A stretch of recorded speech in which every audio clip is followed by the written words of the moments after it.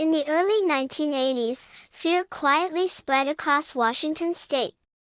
Young women began disappearing without explanation or warning. Their last sightings shared unsettling similarities investigators couldn't ignore.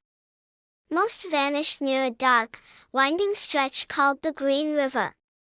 At first, police believed the disappearances were unrelated. But patterns slowly emerged from the growing list of missing women. The victims were mostly vulnerable, struggling, and easy to overlook. Many were runaways, some were sex workers, others simply unlucky. Society's indifference allowed the danger to hide in plain sight. Families reported daughters missing, often receiving little urgency in response. Weeks later, the first bodies were discovered near the Green River banks. The discovery confirmed fears of something far more sinister. The women had been brutally murdered, discarded like forgotten objects. Media quickly named the unknown killer after the river itself. Thus began the legend of the Green River Killer. Panic spread as residents realized a predator was among them. Police formed a special task force to handle the growing crisis. Detectives faced pressure from terrified communities and grieving families. Every new body intensified fear and frustration. The killer showed no sign of stopping. Investigators studied crime scenes searching for connections and clues. The murders showed patterns suggesting a single offender. Victims were often strangled, then carefully placed in remote areas. The killer returned to dump sites multiple times, a disturbing behavior. This indicated control, confidence, and chilling familiarity. Profilers believed the killer lived and worked locally. He knew the roads, the woods, and the riverbanks well. Witnesses reported seeing suspicious men with some victims. Sketches were drawn, but none led to immediate arrests. The killer remained invisible, blending into everyday life. Meanwhile, bodies continued appearing with horrifying regularity. Each discovery deepened the emotional toll on investigators. Families demanded answers as hope slowly faded. The case grew into one of the largest investigations in U.S. history. Hundreds of suspects were questioned, cleared, or forgotten. Tips flooded police departments daily. Many leads went nowhere, draining time and resources. The killer seemed always one step ahead. Fear changed how women moved through the city. Trust between strangers quietly disappeared. Nightfall became a symbol of danger and uncertainty. Parents warned daughters never to accept rides. Community meetings filled with anger, fear, and desperation. Detectives worked long nights chasing shadows. The killer exploited invisibility and social neglect. Victims' lifestyles made them easy targets and harder to trace. This reality haunted investigators deeply. The Green River Killer showed no remorse or hesitation. His crimes escalated with frightening confidence. He believed he would never be caught. Profilers suggested the killer enjoyed power and control. Returning to crime scenes suggested emotional attachment. This behavior shocked even experienced detectives. The task force expanded across multiple counties. Coordination challenges slowed progress further. Evidence piled up, but technology lagged behind. DNA testing was still in its early stages. Many clues could not yet speak. The killer continued operating undetected. Public fear reached unprecedented levels. Media coverage intensified, spreading the killer's reputation nationwide. Headlines warned of a monster stalking Washington state. The killer thrived on secrecy and silence. Investigators suspected he followed the news closely. He adjusted behaviors to avoid detection. This adaptability made him extremely dangerous. Despite pressure, police refused to give up. New detectives joined the task force. Fresh perspectives brought renewed determination. Point 70. But answers remained frustratingly out of reach. Survivors began sharing chilling encounters with strangers, some narrowly escaped becoming victims themselves. Their stories offered terrifying glimpses into the killer's methods. He appeared calm, friendly, and trustworthy. This mask allowed him to lure victims easily. The idea that evil looked ordinary unsettled everyone. Police began re-examining past suspects. Point 1 name appeared repeatedly in reports. At first, it raised little concern. But small details refused to disappear. This suspect lived close to key crime locations. He had interacted with victims without raising alarms. Investigators quietly took note. Still, evidence was not yet strong enough. The killer continued to walk free. Each passing year increased the body count. Families waited, trapped between grief and hope. Detectives felt the weight of every unsolved murder. The Green River Killer became a living nightmare. His shadow loomed over an entire generation. By the late 1980s, frustration reached a breaking point. New forensic techniques promised future breakthroughs. Investigators preserved evidence for a time not yet arrived. They believed science would eventually speak. The killer underestimated time and technology. His confidence would one day betray him, but for now, silence protected him. Washington state remained on edge. The river carried secrets no one could decode, and the killer watched, unseen and unafraid. This was only the beginning of the nightmare. The story was far from over. Behind the scenes, evidence quietly waited. A future arrest was already taking shape. But no one knew when it would come, or how many lives would be lost before then. The Green River Killer believed he was untouchable. History would soon prove him wrong. A single mistake would change everything. Justice was slow, but patient. In Part 2, the investigation takes a dark turn. Suspects move closer to the truth. The killer's confidence begins to crack. Technology finally starts to catch up. And the hunter becomes the hunted. What followed shocked the entire nation. The mask would not hold forever. Secrets buried for years would surface. The river would finally give up its answers. This is where Part 1 ends.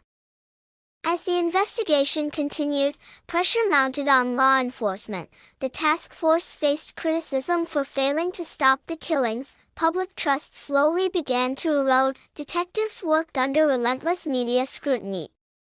Every mistake became a headline. The killer remained silent, leaving no messages behind. Unlike other serial killers, he craved no fame. His power came from secrecy and survival. Investigators believed he blended perfectly into society. He likely held a steady job and lived an ordinary life. The task force reviewed thousands of tips and witness statements. Many suspects were questioned multiple times.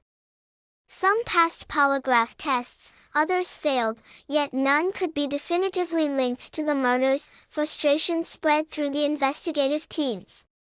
Detectives began focusing on geographic profiling. The killer's movements suggested intimate local knowledge. He knew which areas were rarely patrolled. He struck where victims felt falsely safe.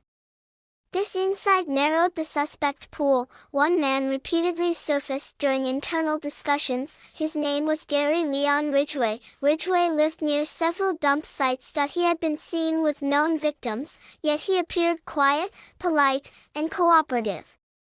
Ridgway voluntarily took a polygraph test. Shockingly, he passed. This result temporarily lowered suspicion. Investigators moved on. Reluctantly, Ridgway returned to his routine unnoticed. Behind closed doors, some detectives remained uneasy. Small inconsistencies continued to surface. Witnesses described a man matching Ridgway's appearance. His vehicle matched several reported sightings, but nothing was enough for an arrest. evidence standards remained painfully high. Meanwhile, the murders continued. Each new victim reinforced the killer's confidence. Ridgway felt untouchable.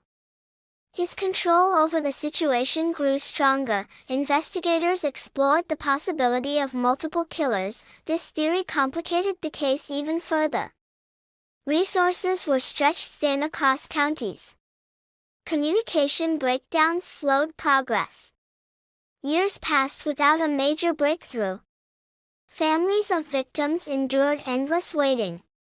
Some feared justice would never come. The Green River Killer faded slightly from headlines.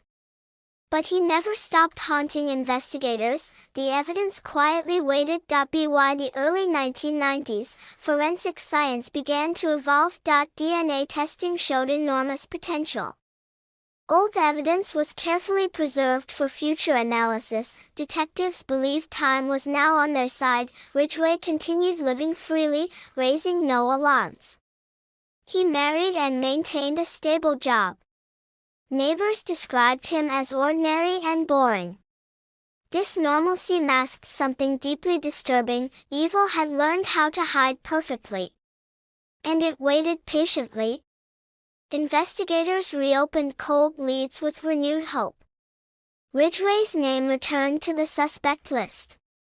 Advances in DNA analysis changed everything. Evidence once considered useless became powerful.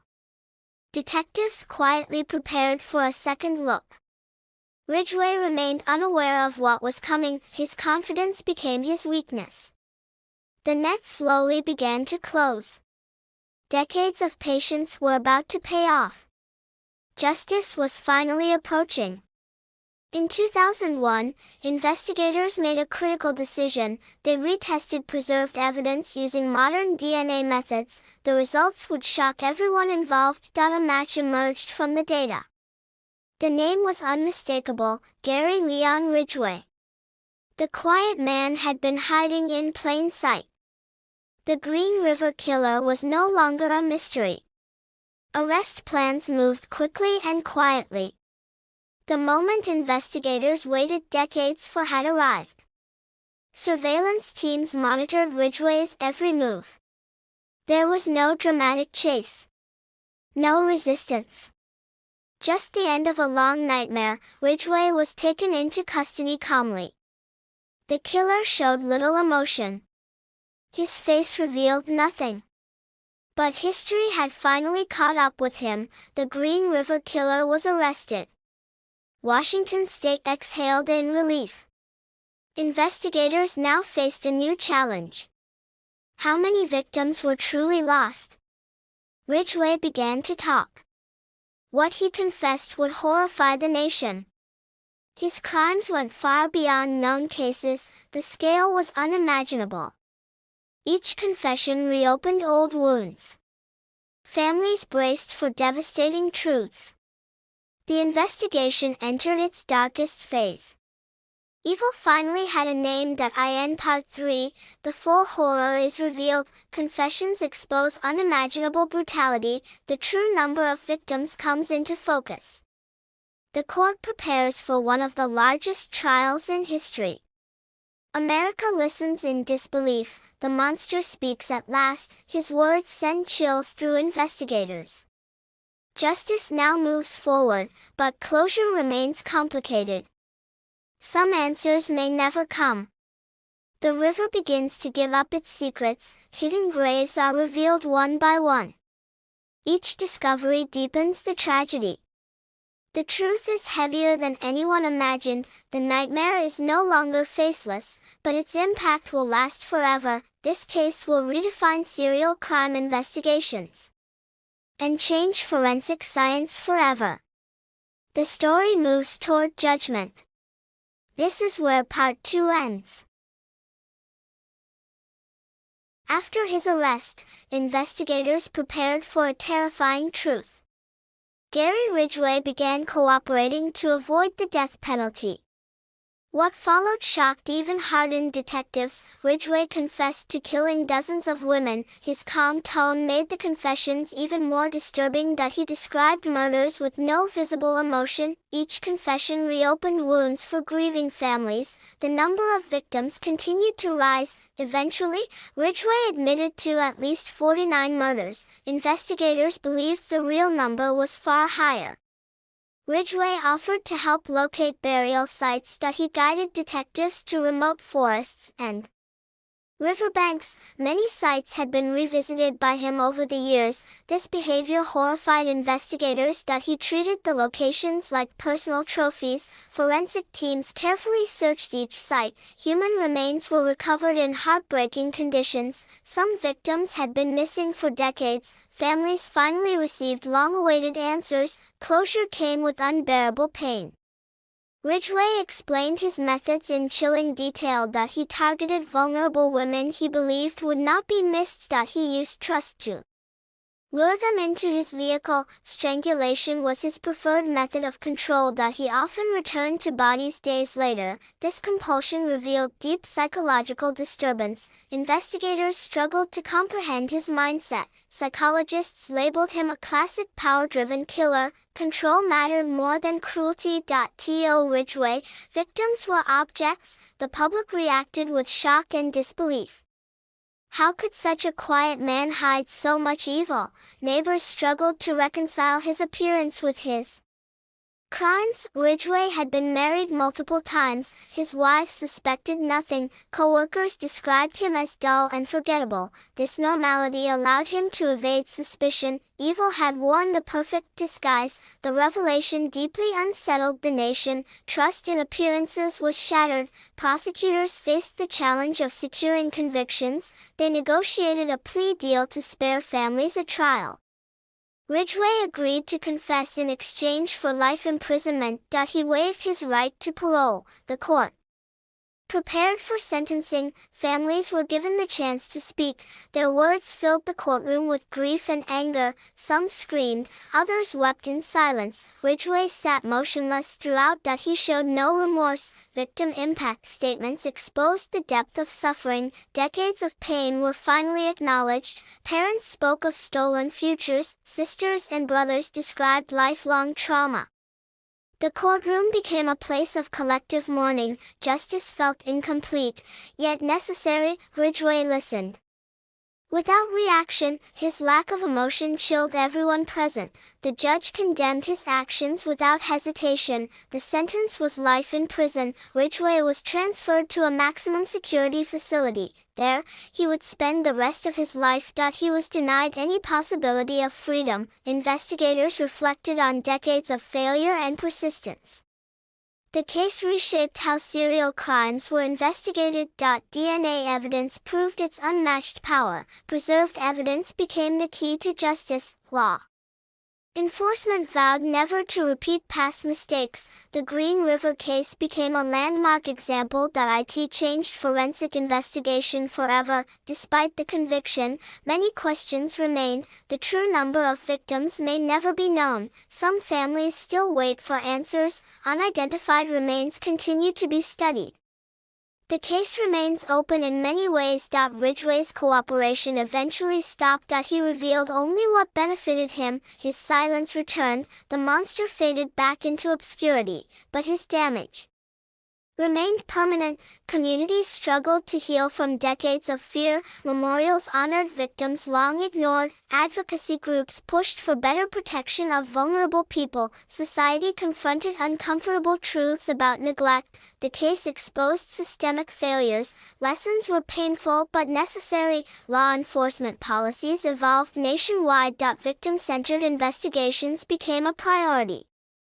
Silence was no longer acceptable. Awareness became a form of prevention. Media revisited the case with Renewed perspective, documentaries explored the psychology behind the crimes, the public sought understanding, not just horror. Ridgway became a subject of criminal study, his methods were analyzed in academies, the case became required learning for investigators, evil was studied to prevent repetition, knowledge replaced fear, justice, though delayed, had spoken, but the scars remain.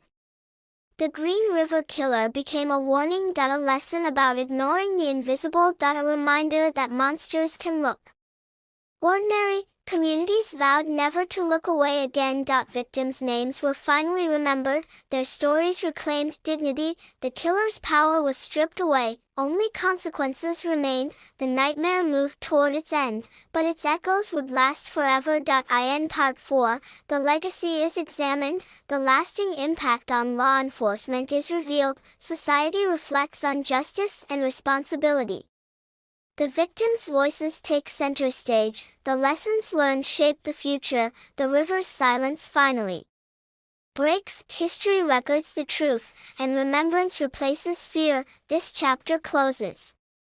With the trial concluded, the nation began to process the horror. Gary Ridgway was officially labeled America's most prolific serial killer. The scale of his crimes stunned law enforcement worldwide. Washington state entered a period of reflection and mourning. Memorials honored women once forgotten by society. Their names were finally spoken with dignity. The river that hid secrets for decades stood silent.